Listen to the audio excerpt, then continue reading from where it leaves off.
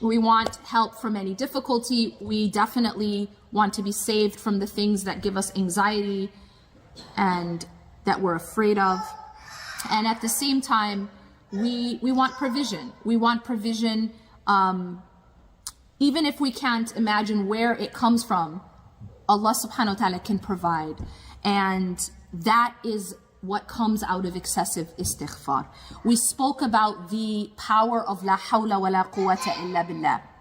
La hawla wa la quwwata illa billah is a treasure from the treasures of Jannah, and it is also a cure for 99 ailments, the least of which is stress. So we talked about the deeper meaning of la hawla wa la quwwata illa billah and why we can imagine why it relieves so much pressure and stress, because we recognize that we're not the ones that control or change anything. That is only Allah who can do that. That we cannot be the savior. That we cannot be the one at the steering wheel, because we actually aren't. It's an illusion. Many people have an illusion of control, and that seemingly makes them feel safe. But it's actually an illusion, because number one, we are not actually at the steering wheel of our life. Allah is at the steering wheel of our life. And Allah is at the steering wheel of everyone's life. He is the one, and I say this to remind you and myself, not just logically, but remind the heart that Allah is at the steering wheel of our children's life. Because many of us are parents, and one of the things that as a parent is that you fear for your kids. You worry for your kids. You have a certain vision of what's best for your kids. Yes? And as parents, it's very, very difficult to not impose that all the time, right? And so it's also, I think, if we look at ourselves as parents and we look at the root of most of our anxiety, anyone want to tell me where it's rooted? It's usually related to our children. Yes? Fear of the unknown. But once you become a parent, where is most of your anxiety related to? Your children. And that's natural, right? So to say and to remind ourselves that Allah is the one at the steering wheel of your child's life is actually very profound, because so many of us as parents, we want to protect our kids. But sometimes the way that we try to protect our kids is through control. Yeah? Y'all wouldn't have any idea about that, right? And the issue with control is ultimately it is to manage anxiety. Yeah? We want to feel a sense of control. And why does a person become controlling? What's at the root of being controlling? It's fear. It's fear of what am I gonna do if this outcome happens or that outcome doesn't happen. And we're afraid of that. I even explained to you that it's a fear of our own emotions. It's a fear of vulnerability. When you say you're afraid of the unknown, what you're actually saying is you're afraid to be vulnerable. You're afraid of putting down your guard. You're afraid of something scratching you. You're afraid of something getting close enough to you that it hurts you.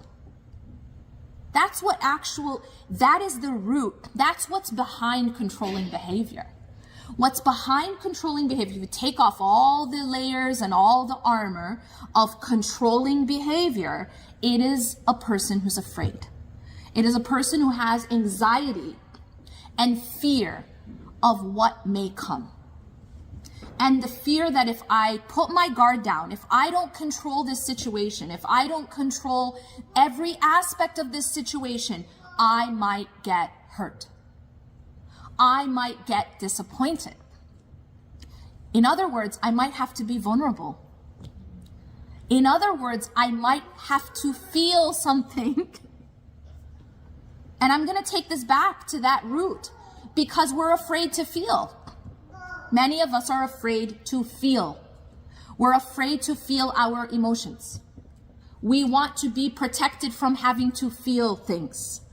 And so there's all these different ways, and if you look at psychology, there's all these different ways to avoid emotion, to avoid having to feel. It's really very basic. You can ask a licensed therapist.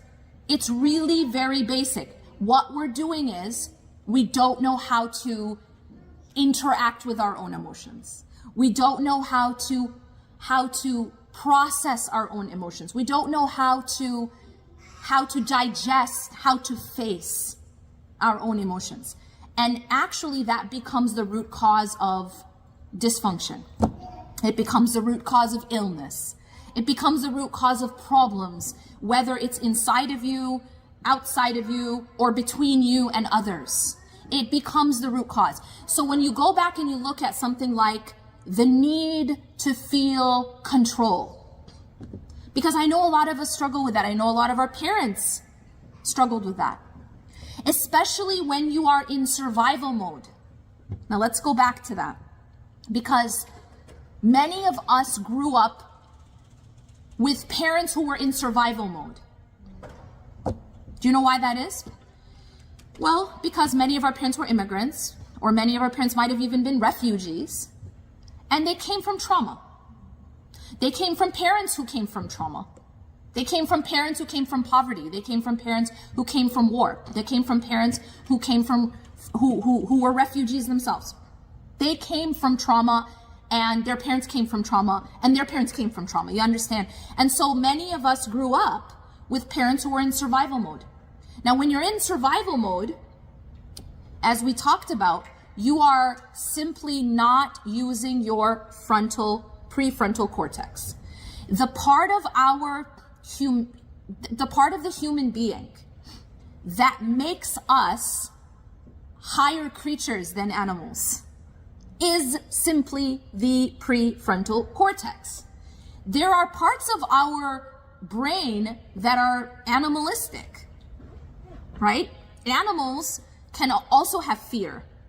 Animals also have a fear response. Animals also can feel hunger. Animals also can feel thirst. Animals have that. But what animals don't have is a prefrontal cortex. And so what happens is, simply put, when we are in survival mode, we are not using our prefrontal cortex. It's essentially offline. And so we are in our, what's called the limbic system, which is just survive this, right? And so many of us, you have to learn survival skills. You guys ever seen like these YouTube videos about how to survive in the wilderness, right? Weirdos, some of them, man. Like there's this one guy that my kids watch, and he was like having snakes bite him, and weird. Like, why are you doing this? Like on video, so he can show how to like survive. Okay, that's a little wild. But the point is that we learn survival skills psychologically as well. And one of those is you better be in control. Because the moment you lose control, you will not be safe. You gotta stay holding on to that steering wheel. And it's like we're holding onto it and our hands are bleeding of how tight we're holding onto it. And things will happen to try to make us let go, and we are not gonna let go. And the harder you hold on, the more it hurts you. The more you break your hand, the more you crash, the more you hurt the people around you. But ultimately, it is a survival mechanism to try to avoid the emotion that you are afraid of and the outcome that you're afraid of. And so when we say something like la hawla wa la quwwata illa billah, we are actually letting go of the steering wheel. Not so that it can crash. No. We are giving it to Allah. That car never crashes. That car never crashes if you give it to Allah. That's what La hawla wa la quwwata illa billah does. And that's why it's a cure for 99 ailments, the least of them is stress. Because you're saying that, no, I'm not in control. Nothing happens, nothing changes, nothing transforms. There is no power, there's no strength except by Allah. It is not by me. It is not by my so-called control of the situation. It's not by my so-called control of my children. It is not by my power. It is not by my money. It is not by my status. It is only by Allah that anything happens. Do you guys understand what I'm saying? And that is such an important realization. It will cure you of so much anxiety. So much anxiety. Because at the end of the day, you realize that whatever outcome there is, if Allah carries you through it, you will be okay. You will be okay. That is where tawakkul fits into this. Because trust in Allah is what gives you the ability to say, even if it doesn't work out the way I've envisioned, because we all have a plan, right? Are you guys one of those that like 2-year plan, 3-year plan, 5-year plan? Yeah, are we 5-year planners over here? I remember one time someone asked me that. I just looked at them like they were crazy. Because I think it's wild. I mean, for me, I'm like, what? 5-year plan? She said it works. That's great. That's great. Make a plan. But realize that it's not your plan that is the best plan, right? So we can make plans, but recognize we are making plans blindfolded. Do we recognize that? That's the point. Is like we're blindfolded making the plan. Fine, make it. You know, God be with you. But realize that you are blindfolded. And so the problem is that we become very attached to our plan. No. It has to go my plan. And I'm not even just talking about macro. I'm not just talking about 5 years. I'm talking about the plan for today. You know what I mean? The plan for today has to go like this. And if it does not go like this, things are not going to be okay. This attachment to it has to go the way I say it has to go, because otherwise the world will end. Do you understand what I'm talking about? And so the attachment to our vision and the attachment to our plan is actually rooted in anxiety. It's in fear. It's in, as you said, sister, fear of the unknown. No, if it doesn't work this way, I'm terrified of what might come. And maybe I can't handle it. Maybe I'll be unsafe. Maybe I'm gonna have to feel grief or disappointment or fear. You know, and it's interesting because anxiety and fear are not the same thing. Do you know this? We think of them as the same thing. But in a sense, anxiety is actually what happens when you refuse to feel your fear. You don't want to feel afraid. You don't want, see, there are normal human emotions. Have you seen Inside Out? So you have an idea. There are normal human emotions. All of them were created by Allah, and therefore they're not a mistake. They're not an oversight. They're not like a mistake in the design. Sadness, anger, fear, joy, disgust, etc., right? But when we look at the emotion of fear, it serves a purpose. But when something goes wrong in that system, it turns to anxiety, right? Part 2 then had anxiety in there. Well, obviously this is written by psychologists. But the point that I'm making is that fear is not what you should fear. Because fear serves a purpose. And when you don't allow it to be felt and then serve that purpose, it can turn into anxiety. And anxiety, interestingly enough, it's like it becomes, see, fear, what's the difference? Fear, you're afraid of a specific thing, right? You're afraid of a specific thing with fear. Okay, I'm afraid that something bad will happen to my spouse. I'm afraid that something bad will happen to my child. I'm afraid that we won't have enough money. So it's a specific thing you're afraid of. If you don't deal with that, right? You don't deal with it. Either you suppress it or you do something else. You're not dealing with it. It's not serving its purpose. It can turn into anxiety, which is just generalized. A person who has anxiety is not just afraid of one specific thing. It's almost as if everything is unsafe. Do you understand? It's not just anymore a focused thing that I'm afraid of, but it's just I'm generally feel that I am always unsafe. The world is unsafe.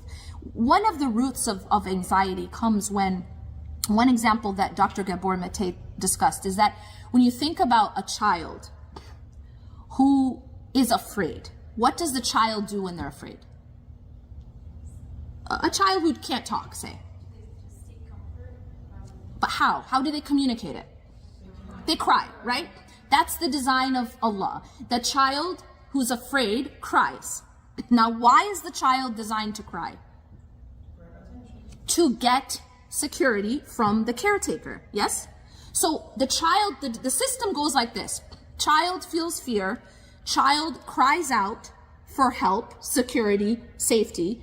And presumably, caretaker comes in response and makes the child feel safe, right? That's the system as it's supposed to work. But when the child is afraid and cries out and never gets that response, never gets that safety, maybe they are, there's a philosophy that you should let children cry so you don't spoil them. Or there's a philosophy of let them cry themselves to sleep, or there's whatever it is. So when the child learns that when they're afraid, there is no safety, then that fear turns to generalized anxiety because nowhere is safe. Do you understand?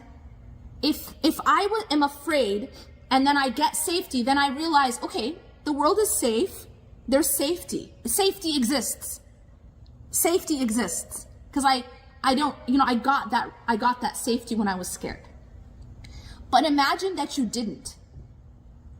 Now, where is safety? There is no safety. Safety doesn't exist. And that is generalized anxiety. That's anxiety. Anxiety is just like nothing is safe. So I'm always in that high alert of fight or flight, survival. Nothing's safe. Nowhere's safe. Does that make sense? Asma, did you want to say something? You reminded me of a book I read many years ago. It's called The Gift of Fear. Okay, so she's, Gavin dhikr. So he basically says that fear is a tool to survive. Yes. Like if you're walking the street and you feel someone is following you, that fear is going to save your life. Yep. Yeah, it's a beautiful book. Yeah, so she was saying it reminded her of a book called The Gift of Fear. And the premise of the book is that fear actually can save your life. That because fear is designed as a protective measure. For example, if you're going somewhere, imagine you're walking towards a cliff. Yeah, presumably you're gonna feel fear, and that fear is put in you to tell you, turn around, don't go close to the cliff. So fear is a protective measure, and that's absolutely right. The issue is, I heard this thing and it's so heartbreaking, but I'm gonna share it with you. Basically, it's so triggering. But what happens is that when a child, for example, is uncomfortable with an adult, maybe it's a relative, someone who makes them uncomfortable, maybe they've done something, maybe they behave in a way that's uncomfortable. Now that child has in their design an alarm system that goes off. And this is designed by Allah, right? The alarm system says, I'm not comfortable with that adult. So maybe they won't want to hug that adult.